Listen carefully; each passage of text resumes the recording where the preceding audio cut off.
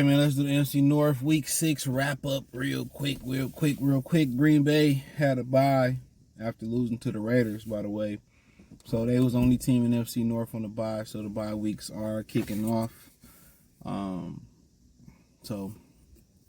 But then there's only 2 games going. You had Chicago taking on Minnesota in Chicago. I believe they were. Chicago were the underdog. I thought Chicago was going to win.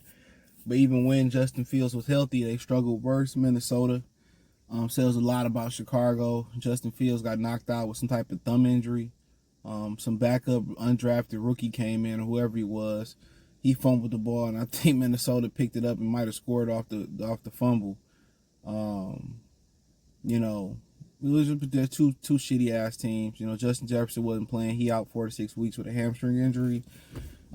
Came out that Kirk Cousins won't be traded. I don't know if it's him. I think it's him refusing to waive his no trade clause, and just from the simple fact, the way he's played this, in the NFL with the tags in Washington, the franchise tags in Washington, being a very mediocre quarterback.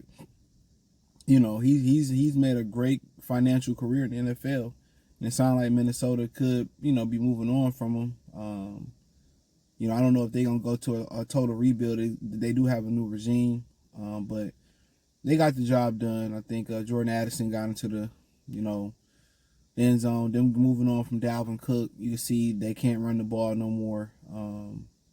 Without Dalvin Cook, defense and transition, Brian Flores don't have much to work with. Any transition, moving on from Eric Kendricks, Anthony Barr the last few years, a bunch of guys, just, new guys. They put a lot of assets in their offensive line.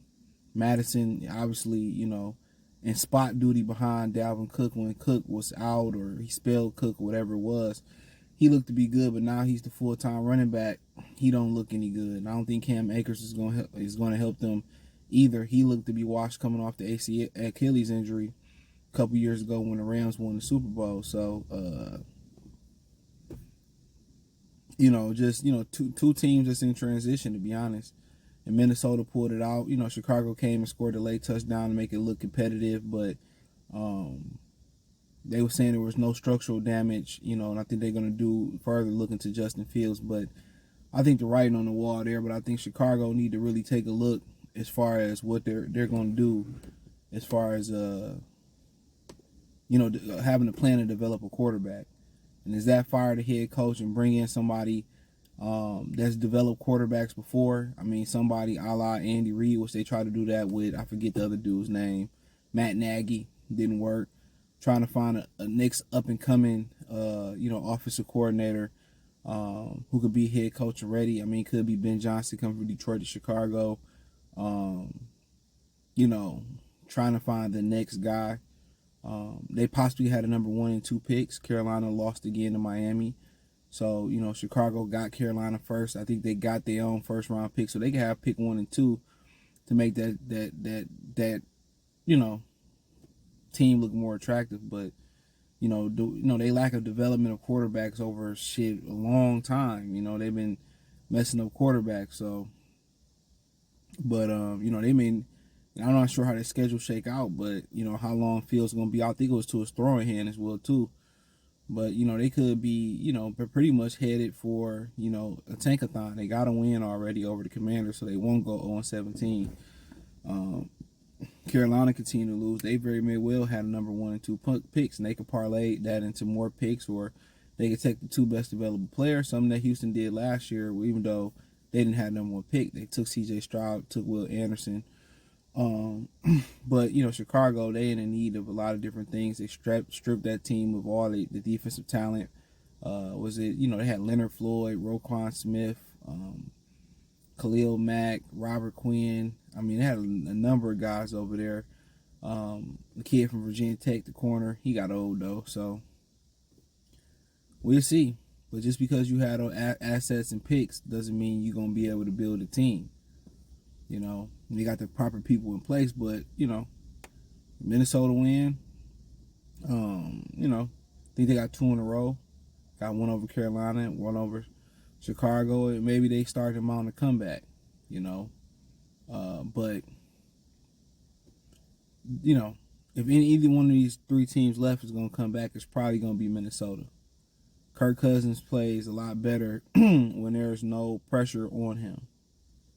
You know what I'm saying? When, you know, they behind or there's no expectations, he plays a lot better. So if any one of these teams in the North gonna come back and challenge Detroit for the top, it'll be them. But I already talked much about the Lions and the Tampa Bay, but I'll just do it for the sake of Green Bay not playing. Interesting team, interesting game, defensive slobber knocker.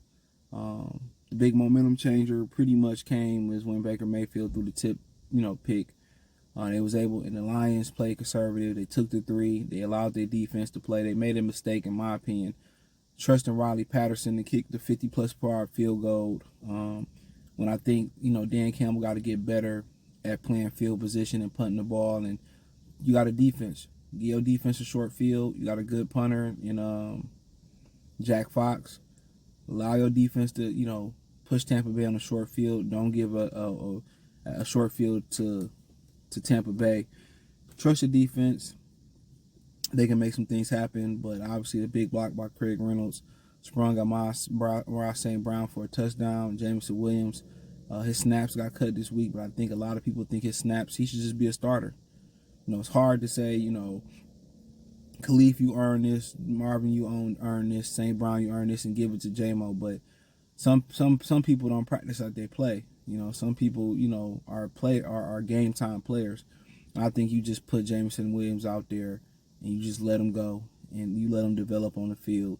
And hopefully he clean his practice habits up as they go. But I would just throw him out there and start him. And they found a way to win without their top two running backs. And hopefully Jahmyr Gibbs can be back next week.